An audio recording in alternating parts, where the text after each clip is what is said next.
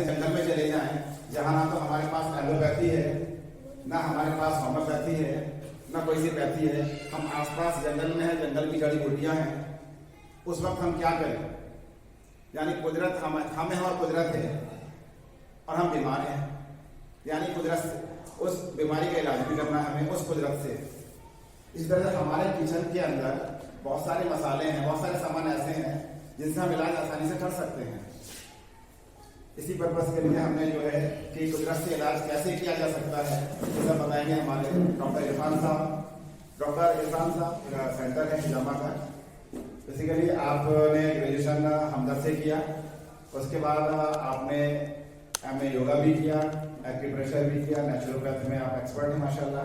तो इसलिए हमने आपसे दरख्वास्त की कि आप आएँ और हमें ये तो सबको पता है कि कौन सी पैथी कैसे इलाज होता है, लेकिन हमें कुदरत से इलाज कैसे करना चाहिए और क्या हम कर सकते हैं वो हमें कुछ समझाइए। डॉक्टर साहब से बड़े दरख्वास्त है कि आप आए और हमें समझाएं कि कुदरत से इलाज कैसे कर सकते हैं। जैसे कि आज मेरा उन्वान है सेहत कुदरत के मुआफिक, ये बड़ा अच्छा टॉपिक है, इस पर बहुत बात की जा सकती है क्योंकि कुदरत की हम हिमायत करने वाले लोग हैं अल्हम्दुलिल्लाह। कुदरत को समझना और कुदरत के साथ हमारी सेहत का क्या ताल्लुक है, ये आज के उन्वान का असल मकसद है। हमारी सेहत का कुदरत किस तरह से हमारी सेहत को हम उसको इस्तेमाल करके कुदरत के निज़ाम को इस्तेमाल करके अपनी सेहत को की बका को हम बनाए रखें। देखिए, जहाँ तक बात जब सेहत की होती है, और मैं ये कहूँगा कि बात सेहत की तो बड़ी कम होती है, बीमारियों की ज़्यादा होती है। आज ज़माना ये है कि इसमें बीमारी बेची जाती है, बीमारियों को प्रमोट किया जाता है। एक ज़माना था कि दवाइयों को प्रमोट किया जाता था, लेकिन आज ज़माना है कि पहले बीमारियों को प्रमोट किया जाता है, उनको बेचा जाता है। जितना हाई प्रोफाइल हम डिजीज को बना सकते हैं, उतनी हाई प्रोफाइल हम मेडिसिन को मार्केट में बेच सकते हैं।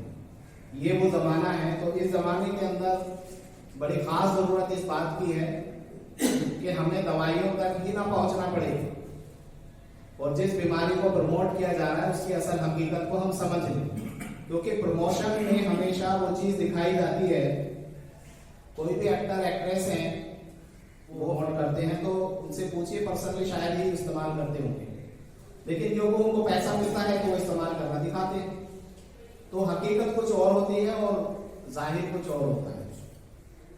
यही सब चीजों को जानने के लिए हमें सबसे पहले सेहत को समझना होगा, और सेहत को समझने के लिए हमें फिर कुदरत को समझना होगा, कुदरत के उस निजाम को समझना होगा जो हमें सेहतमंद बनाने के लिए बहुत सारी जिम्मेदारी देती है। जिसके अंदर मैं भी, क्योंकि इस प्रोग्राम की नौइयत कुछ ऐसी थी तो मुझे थोड़ा सा डाटा एनालिसिस करने की जरूरत पड़ी, तो मैं देख रहा था कि अल्लाह रब्बुल इज्जत ने हमारे ऊपर किस बड़े एक सिस्टम की जिम्मेदारी दी हुई है।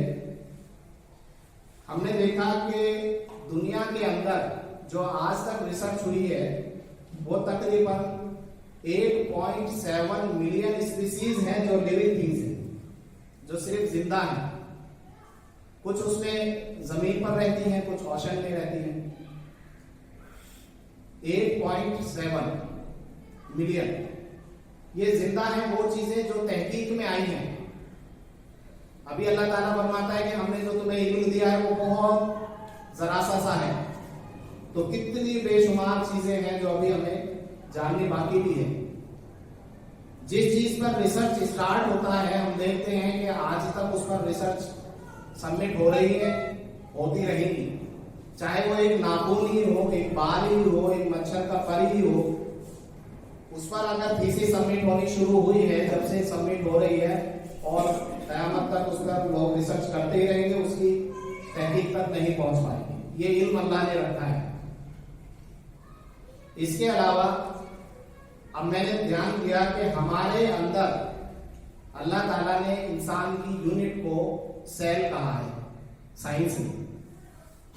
हमारे इस जिस्म के अंदर तकरीबन 30 ट्रिलियन सेल्स मौजूद हैं जो जिंदा है।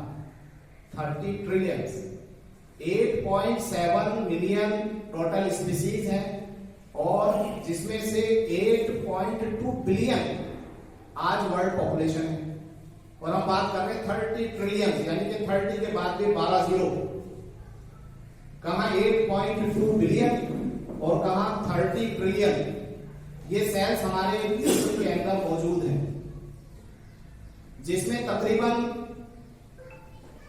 330 के करीब सेल्स पर डे हमारी बॉडी के अंदर रिप्लेस होते हैं। 330 मिलियन सेल्स हमारी बॉडी के अंदर डेली रिप्लेस होते हैं, यानी कि वो डेड हो जाते हैं और फिर नए जिंदा होते हैं। और पूरे जिस्म के 30 ट्रिलियन सेल्स को रिप्लेसमेंट के लिए 80 से 100 दिन लगते हैं। ये बताने का मेरा मकसद ये है कि अल्लाह ताला ने जो कायनात के अंदर जितनी चीजें रखी हैं, एक पूरा जिस्म के अंदर, हमारे जिस्म के अंदर भी एक पूरी कायनात रखी है, और जिसकी जिम्मेदारी अल्लाह ने हमें सौंपी है कि इसको आपने रिप्लेसमेंट करना कैसे है। अब सोचने की बात इसके अंदर ये है, क्योंकि अल्लाह ताला ने हमें कुरान के अंदर सूरह रहमान में तवाज़ुन का जिक्र किया है कि हमने हर चीज को एक तवाज़ुन में रखा है और तुम उसमें खलल पैदा मत करना। तो तवाज़ुन का मतलब खाली तराजू से तोलने का नहीं है, इसमें हर चीज का ब्लड रिपोर्ट के बीच में जितने भी पैरामीटर्स होते हैं वो हमारी सेहत को जाहिर करते हैं, उसके ऊपर और नीचे हम बीमार हो जाते हैं। ये है वो तवाज़ुन। अल्लाह ताला ने इसकी तकलीफ तो कर दी, लेकिन कुछ जिम्मेदारियां हमें सौंपी कि इसके अंदर आपने तवाज़ुन कैसे पैदा करना है। अब बात मैं फिर वही वापस आता हूं कि जो मैंने कहा कि बीमारी से पहले हमें सेहत को समझना होगा कि सेहत क्या चीज है। मेरी अपनी एनालिसिस के मुताबिक मैंने जो समझा है सेहत को, कि जो ये सेल्स का रिप्लेसमेंट है, 330 मिलियन सेल्स एवरी डे जो हम रिप्लेस कर रहे हैं, अगर इस रिप्लेसमेंट को हम किसी ऐसी आदत के मुताबिक, खान पीन हो या हमारी डे रूटीन हो, उसके मुताबिक कुछ ऐसी खलल पैदा कर दे जिसमें तवाज़ुन खत्म होता है, तो वो रिप्लेसमेंट हमारा बैड सेल से शुरू हो जाता है। अभी तो अल्लाह ने सेहतमंद सेल्स हमें दिए थे, लेकिन हमने जो सेल्स बनने लगे थे उसके रिप्लेसमेंट में, वो सेल्स हम खराब बना रहे हैं, और वो रिप्लेसमेंट डे टू डे हमें खराब सेल्स के रिप्लेसमेंट के साथ बीमारी की तरफ ले जाता है, और जो तवाज़ुन हमें दिया गया था उसमें हम खलल पैदा करते थे। ये बीमारी की शक्ल हुई। इसी तरह से अगर हम बीमार हो गए, हमने तवाज़ुन खराब किया है, तो बिल्कुल इसका उलट रिवर्स हमें जाना है कि हमें अपने डे रूटीन, हमें अपने खान पान, हमें अपने सोने जागने और जो चीजें भी हमें शरीर से मिलती हैं, उन अहकामात को अगर हम फॉलो करते हुए उन सेल्स को रिप्लेसमेंट, जो खराब सेल्स हो चुके थे, हमारी बीमारी की शक्ल बन चुकी थी, उस सेल्स को अगर हम रिप्लेस कर पाए अच्छे सेल से, तो इंशाअल्लाह ताला हम धीरे धीरे अपने सारे सेल्स वैसे ही बना लेंगे जैसे अल्लाह ने पहले। क्योंकि अल्लाह ताला ने हमारे जिस्म के अंदर एवरी सेकंड, क्योंकि टाइम की छोटी यूनिट है इसलिए मैं सेकंड ही नाम ले रहा हूं, वरना उससे भी छोटे हिस्से में हमारी बॉडी में रिप्लेसमेंट होता रहता है। तो अब हमारा जो हमारी जिम्मेदारी है, वो हमारी जिम्मेदारी ये है कि हम इन 30 ट्रिलियन सेल्स को रिप्लेसमेंट अच्छे सेल से करते रहें, क्योंकि जहां बात हमारी रूहानी इर्तिका की आती है, वहां जिस्म के इर्तिका की भी जरूरत है। क्योंकि ये मेरी एक एनालिसिस ये भी है कि ये जो हम खुद यहाँ जो हमारा वजूद है, ये दो चीजों से मिलकर बना है, एक हमारा जिस्म और एक हमारी रूह। और क्योंकि जिस्म को ये कहा जाता है, नेचुरोपैथ का भी तरीका है और हमें भी बताया गया है कि जिस्म को मिट्टी से बनाया गया, और मिट्टी क्योंकि इसी जिस्म की तख्लीक है, तो लिहाजा ये जो एनवलप है जो हमें जाहिरी तौर पर दिख रहा है, इस रूह को इस दुनिया के अंदर जितने टाइम पीरियड के लिए यहाँ रखना था, उसकी अल्लाह ताला ने ये शर्त रख दी कि इस लिफाफे के अंदर इस रूह को यहाँ पर रहना होगा। तो ये जो हमारी बॉडी, हमारा जो जिस्म है, जिसके अंदर हम इस बेशकीमती चीज को रखे हुए हैं, एक ऐसी चीज जो अल्लाह ताला ने जिसको नूर कहा है, ऐसी चीज जिसके बारे में बहुत बातें कही गई हैं, उस तफसीर में नहीं जाता, उसको हम चाहेंगे कि गंदे हालत में रखें। अगर हमारे घर में एक छोटा सा जेवरात अंगूठी की शक्ल में होता है तो हम उसको कोशिश करते हैं बेहतरीन से कालीन जैसे लिफाफे में, फिर उसके बाद बक्से में, फिर तिजोरी में, तिजोरी के भी अंदर वाले हिस्से में उसको हम रखते हैं। मकसद ये है कि हम इसकी सफाई सुथराई, कोई पानी ऐसा ना लगे कि उसको खारिज कर दे या कोई काला पड़ जाए। ये हमारी समझ लीजिए कि जिम्मेदारी है कि उसको हम एक बेहतरीन लिफाफा दें, एक खूबसूरत लिफाफा दें, एक सफाई सुथराई वाला लिफाफा दें। तो आज क्योंकि मेरा टॉपिक है तो मैं जिस्म से ताल्लुक रखने वाली बातों की तरफ तवज्जो करूंगा कि इस जिस्म को हम कैसे सेहतमंद रख सकते हैं। रूहानी इर्तिका पे तो बहुत हमारी बातें होती हैं, अल्हम्दुलिल्लाह। कुरान, बड़ों की सोहबत, तस्बीहात, नमाजें, ये सब हमारी रूहानी इर्तिका को बढ़ाती हैं। जिस्मानी इर्तिका पे हमारा ख्याल बहुत कम जा पाता है। मैंने अक्सर देखा है कि रूहानी तौर पर तो हम बहुत माशाल्लाह प्रमोट कर लेते हैं अपने आप को, लेकिन पेट भी निकले हुए हैं और कमर से यानी कि रुकू और सजदे भी प्रॉपर नहीं हो रहे हैं। सलाम का जैसे तरीका बताया गया है वो सलाम का तरीका भी ठीक से नहीं हो रहा है। अल्लाह के नबी ने जो हमें तालीमात दी है उसके अंदर बहुत चीजें हैं जो उनकी एक एक बात को हमें गौर करनी होगी। मेरे प्यारे नबी सल्लल्लाहु अलैहि वसल्लम ने खाली ऐसे ही नहीं कह दिया था कि रुकू ऐसा होना चाहिए जिसकी पीठ पर प्याला रख दिया जाए तो वो गिर ना जाए। कहीं ना कहीं बताने का मकसद ये था कि आपका पोस्चर ठीक होना चाहिए रुकू के अंदर। वो ऐसे ही नहीं कह दिया था कि आपने सलाम फेरना है तो नजर आपके कंधों तक जानी चाहिए हर हद मुमकिन तक। बताना मकसद ये था कि इसके पोस्चर की अहमियत है। आपको हर एक चीज बताई गई है, लेकिन हम ठीक है अपनी अपनी स्पेशलिटी होती है, हर लोगों ने अपनी अपनी स्पेशलिटी के मुताबिक नुक्ते उठाए हैं, लेकिन ये भी बहुत इंपॉर्टेंट नुक्ता है जो उठाने की जरूरत है, जिसमें हमें सोचने की जरूरत है कि अल्लाह के नबी जब सब बंदी क्या करते थे, फौजी की तरह, लीडर की तरह सबों के बीच चेक किया करते थे। क्या चेक किया करते थे? सब बंदी में क्या चेक करना है? वो देखना चाहते थे कि यूनिटी की बात की गई है उस सब बंदी के दौरान, और सब पे और पोस्चर्स पे बड़ा ध्यान दिया गया है। आज हम बिल्कुल एक सिरे से नकार चुके हैं उन सब चीजों को। अब मैं देखता हूं नमाज के अंदर किसी का पोस्चर किस तरह से है, किसी का, हम कयाम में बैठते हैं तो बिल्कुल हमारी कमर ढली हुई होती है, सारा का सारा जो हमारा वेट है वो बजाय स्पाइन के, जो कि स्पाइन के साथ होना चाहिए था स्ट्रेट, बस सिर्फ नजर ही तो नीचे होनी है, हमने पूरा जिस्म को नीचे कर दिया। वो सारा का सारा स्ट्रेस हमारे स्पाइन पर नहीं बल्कि पेट पर है। पूरी बॉडी हमारी पेट पर रुकी हुई है, क्योंकि उसी का तो इर्तिका किया है। अल्लाह के नबी अगर फरमा रहे हैं कि पेट के 3 हिस्से करके खाना खाना है, तो क्या हमें इस पर गौर नहीं करनी चाहिए कि 3 हिस्से का क्या मकसद है? खाना कैसे खाना है, खाना क्या खाना है, खाना कब खाना है। अल्लाह ताला ने सीजन के मुताबिक हमें खाना दिया, सीजन का मुताबिक खाना जो अल्लाह ताला पैदा करता है वो उसी सीजन के लिए मुवाफिक है। ये हम सबको पता है। वैसा होगा तन, और जैसा होगा तन वैसा होगा मन।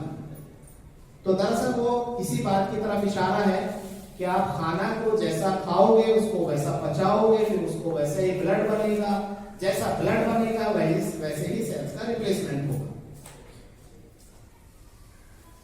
एक पेट्रोल की कार में क्या हम डीजल चलाते हैं, चला सकते हैं?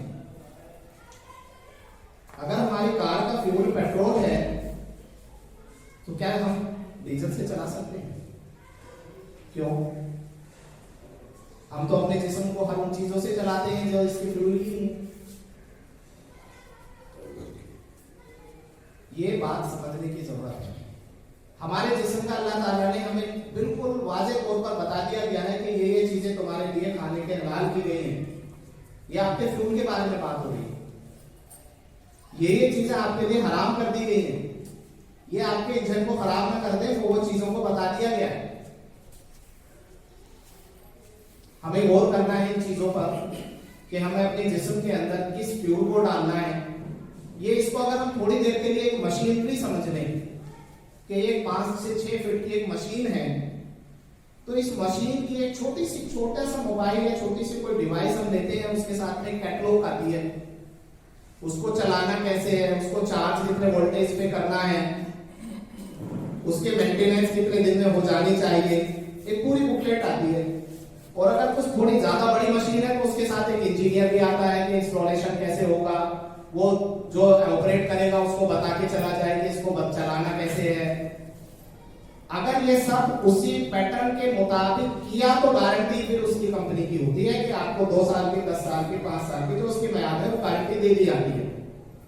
अगर आपने फर्स्ट डे जिस दिन खरीदी उसी दिन आपने उसको उसके कानून को वॉइड कर दिया तो कंपनी की गारंटी खत्म हो जाती है। अल्लाह रब्बुल इज्जत ने जब इस मशीन को बनाया, इसके साथ में एक कैटलॉग कुरान की शक्ल में हमें दी, और क्योंकि इतनी कॉम्प्लिकेटेड मशीन थी कि इसको चलाने के लिए इंजीनियर भी हमारे पास भेजे गए कि इसको चलाना कैसे है। वो इंजीनियर बता के चले कि उनका काम उतना ही था कि कैटलॉग हमारे पास हमेशा के लिए है। इस कैटलॉग के मुताबिक अगर हम इस जिस्म को चलाएंगे, इस मशीन को चलाएंगे, तो फिर हमारी गारंटी है। अगर हम इस मशीन को उस तरह से नहीं चला पाए तो फर्स्ट डे से गारंटी खत्म है। हम कहते तो है, कुरान की आयत में पढ़ी गई कि बीमारी अल्लाह की तरफ से और शिफा भी अल्लाह ही की तरफ से। इसका मतलब ये है जो मैं समझाऊं कि अल्लाह रब्बुल इज्जत ने एक सिस्टम और एक पैटर्न सेट किया है और फिर हमें बता के ये बात कही है कि अगर इस पैटर्न को फॉलो करते हो तो शिफा भी मेरी तरफ से, और अगर इस पैटर्न पे आप दखलंदाजी करते हो तो वो कानून भी मेरा ही है जिसकी वजह से खराब होगा। तो हमारी जिम्मेदारी 30 ट्रिलियन सेल्स की है। इन सेल्स के अंदर फिर एक सिस्टम बनाया गया जिसमें बहुत सारे ऑर्गन्स हैं। उन ऑर्गन्स के अलग अलग रोल दिए गए, उनके अलग अलग काम दिए गए, उनके अलग अलग तरीके से उनको उनकी सर्विसिंग दी गई है। बात की गई थी नेचुरोपैथ की, नईम साहब ने इंट्रोडक्शन दिया नेचुरोपैथ का। वाकई हमारे पास हमारे इर्द गिर्द हर चीज में दवाई है, जो किचन में हम सामान रखते हैं उसमें भी दवाई है। असल बात तो मेरा फोर्स इस बात पर है कि दवा से पहले हमारा इलाज कैसे, हम सेहतमंद कैसे बने रहें, क्योंकि अल्लाह ने तो हमें सेहतमंद ही रखा है। कब खाना है, कितना खाना है, मैं इस बात को बहुत ज्यादा तवील ना करते हुए सिर्फ 4 पॉइंट बेसिक प्रिंसिपल से मुतालिक और 1 पॉइंट जो एडिशनल है, अगर हम इन चीजों पर अपनी जिंदगी को पैटर्न सेट करने के लिए खालिस ले, छोटी छोटी बातों पर इशारतन निकल के जा रहा हूं। फर्स्ट, खाने से मुतालिक जो चीजें हैं उन पे हमें तवज्जो देनी चाहिए। जब हम पॉइंट्स को क्लियर कर लेंगे तो इंशाल्लाह उसके लिए तहकीक बहुत सारी है फिर बात करने के लिए। दूसरा, पानी हमारे जिस्म की उतनी ही बड़ी जरूरत है जितना बड़ा खाना। पानी अगर हमारी बॉडी का कंप्लीट होगा तो बॉडी के अंदर की जो मैकेनिज्म है वो अच्छे से काम कर पाएगी। पानी को पीना कैसे है, कितने घूंट में पीना है, कब कब पीना है, कितना पीना है, ये सब चीजें उससे ताल्लुक रखने वाली चीजें हैं। दूसरी चीज है हमारी बॉडी के वेस्ट का निकलना। जितना इंटेक करना है उतना ही इंपॉर्टेंट है कि बॉडी से चीजें जो निकलने वाली है, खराब होने वाली है, वो निकले। यूरिन के थ्रू, स्टूल के थ्रू, पसीने के थ्रू, आंखों के गंदगी के थ्रू, आंसू के थ्रू, स्किन के डेड सेल्स के थ्रू, बालों के थ्रू, नाखून के थ्रू, ये सब चीजें हैं जिनके जरिए हमारे जिस्म की गंदगी बाहर निकलती है। तो खाना, जैसे मैंने बताया 3 हिस्से करके, कब खाना है, दिन, क्योंकि हमारे खाने को पचाने के लिए एनर्जी सोर्स की जरूरत होती है और अल्लाह ताला ने एनर्जी का जो रिसोर्स रखा है वो सन को रखा है। सन, सूरज निकलता है तब तक हमारे जिस्म की ताकतें और हमारे पूरे सिस्टम की ताकत बढ़ती रहती है। जैसे जैसे सनसेट होता है ये सारी चीजें वीक होने लगती हैं, हमारे अज्जा भी वीक होते हैं, पूरे जिस्म पूरे कायनात का निजाम स्लो डाउन होता रहता है। और फिर जैसे जैसे सूरज छिप जाता है अल्लाह ताला कहता है तो अब सो जाओ। रात तुम्हारे लिए सोने के लिए बनाई, दिन काम के लिए बनाया।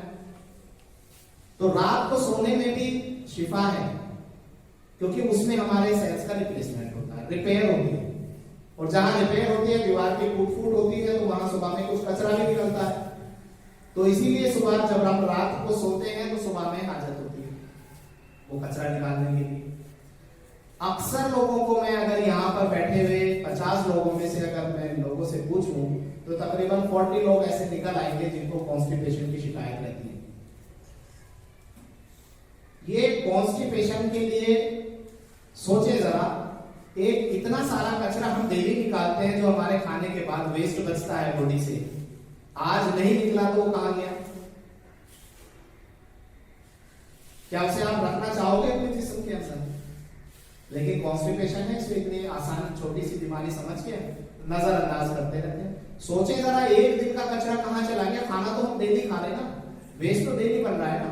वो कचरा हमारे ब्लड स्ट्रीम में जाता है, हमारे जिस्म को गंदा करता है और फिर वो बॉडी बीमारियों की वजह बन जाता है। चौथी चीज है हमारी नींद। नींद में हमें कब सोना है, कितना सोना है, ये सब चीजें तहकीक का एक मौजू है। अल्लाह के नबी मोहम्मद सल्लल्लाहु अलैहि वसल्लम ने हमें सब चीजों की तालीम दी। रात सोने की किस टाइम सो जाना है, अल्लाह ताला ने अपना बल्ब बुझा दिया और हम अपने बल्ब जला के जागे हुए। इतनी बड़ी कायनात को चलाने वाला बल्ब सूरज, अल्लाह ताला ने उसको बंद इसलिए किया था कि आपको सोना है, और हमने अपने घरों के सारे बल्ब जला दिए। क्या अंधेरा हो रहा है? मैं इसका बताऊंगा कि ये बात मैं क्यों कह रहा हूं, इसका सेंस से क्या ताल्लुक है, वो भी मैं अभी बताऊंगा। चौथी चीज हुई नींद। नींद भरपूर लेनी चाहिए, 6 से 8 घंटे एनफ है। अगर आप पीसफुल नींद ले पाए हैं तो इंशाल्लाह आपकी सेहत में बहुत इजाफा होगा। ये 4 चीजें हुई जो अहम हैं हमारे जिस्म को सेहतमंद रखने के लिए। और 5वीं चीज जो मैं एडिशनल इसके अंदर ऐड कर रहा हूं वो है एक्सरसाइज। चाहे वो सिंपल सा टहलना ही हो, क्योंकि आपके टहलने से आपके बॉडी का ब्लड का सर्कुलेशन चलता है। काफ मसल्स को हमारी बॉडी का सेकंड हार्ट कहता है। हार्ट के साथ इसका एक कनेक्शन है जो जिस्म के ब्लड को चलाता है। उसके बाद फिर हम और एडवांस जा सकते हैं, दौड़ सकते हैं, कोई गेम खेल सकते हैं। आज योगा की शक्ल में हमारे पास बहुत सारे ऐसे पोस्चर्स हैं कि जिसको हम कर सकते हैं। तो ये हल्की फुल्की एक्सरसाइज भी अगर हम ऐड ऑन करेंगे तो ये 5 चीजों को मिला के अगर हम करेंगे तो इंशाल्लाह बीमारियों से बचेंगे। अब मैं अगर वक्त मेरा है तो मैं उस बात को कंप्लीट करता हूं। कुदरत ने हमारे इस जिस्म के साथ में जो कंपैटिबिलिटी बनाई है, जो मेरा मौजू है आज का, ये तो मैंने सेहत का तस्वुर दिया। जो मेरा टॉपिक है कि सेहत का कुदरत से ताल्लुक क्या है, इसकी कंपैटिबिलिटी क्या है, उसकी मैं 2-4 मिसालें बताता हूं। रात को सोना और दिन में जागना, सुबह में जागना, फजर से पहले। साइंस की तहकीक के मुताबिक जब सन सेट हो जाता है, ये लाइट का हमारा एक मेजरमेंट है जिसको हम लक्स में मेजर करते हैं, LUX लक्स। जैसे हम सेंटीमीटर और किलोग्राम को एक यूनिट बनाते हैं, वैसे लाइट का जो मेजरमेंट है वो लक्स है। इसका इल्यूजन, इसका चमक जो है वो किस पैरामीटर की है उसको हम लक्स कहते हैं। साइंस की तहकीक के मुताबिक अगर हमारा लक्स 50 बिलो होगा, 50 से नीचे, तो हमारे जिस्म के अंदर एक हार्मोन रिलीज होता है जिसको हम मेलाटोनिन कहते हैं। ये मेलाटोनिन हमें रात को सुलाने के लिए हेल्पफुल होता है और हमारी बॉडी के रिपेयर करने के लिए हेल्पफुल होता है मेलाटोनिन। आज हम ये हार्मोन टैबलेट के जरिए, जिन लोगों को इंसोम्निया की प्रॉब्लम है, लोग मेडिसिन से उसको रिलीज करा रहे हैं ताकि वो सो जाए। ये कुदरत ने हमें खाली अपने सिस्टम के साथ रखा है कि आप सिर्फ लाइट को बिलो 50 कर दें, आपका मेलाटोनिन बॉडी के अंदर रिलीज होगा। जो हम पहले चिराग जलाया करते थे उसका बिलो 50 होता है। यही वजह है कि पुराने लोग जब चिराग जलाया करते थे वो जल्दी सो जाते थे, बस इशा तक खींचना होता था। मगरिब में अल्लाह ताला ने सनसेट किया, लक्ष्य डाउन होता चला गया और वो इशा तक आते आते मेलाटोनिन रिलीज हो जाता था और हम सो जाते थे। कितनी भी मुश्किल हो हम सोते ही जागते ही थे, जाग ही नहीं सकते थे क्योंकि वो रिलीज हो चुका है। वैसे ही जब हम सुबह में उठते हैं सनराइज के साथ हमारा लक्ष्य 1000 to 10,000 पहुंच जाता है। सुबह की शुरू की किरणों से लेके जो हमारा उरूज होता है सूरज का वो 10,000 तक पहुंच जाता है। 1000 to 10,000 लक्ष्य पे हमारे बॉडी के अंदर एक एंजाइम रिलीज होता है जिसको हम कोर्टिसोल कहते हैं। वो हार्मोन हमारी बॉडी को एक्टिव हार्मोन कहते हैं, उससे हमारी बॉडी एक्टिव होती है। यही वजह है जो लोग फजर में उठ जाते हैं और सनराइज देख लेते हैं उनकी बॉडी पूरे दिन एक्टिव रहती है, और जो लोग 10 बजे सो के उठते हैं पूरे दिन सुस्त रहते हैं। वो कोर्टिसोल एंजाइम हमारी बॉडी के अंदर रिलीज नहीं हो पाता और हम बीमार रहते हैं। ये दो चीजें हुई। तीसरी चीज एक जो बहुत इंपॉर्टेंट है, सुबह के टाइम सूरज निकलने के 20 मिनट तक का जो सूरज होता है उसका सन एक्सपोजर हमारी बॉडी को इतना विटामिन D3 देता है जो किसी टैबलेट के अंदर नहीं है।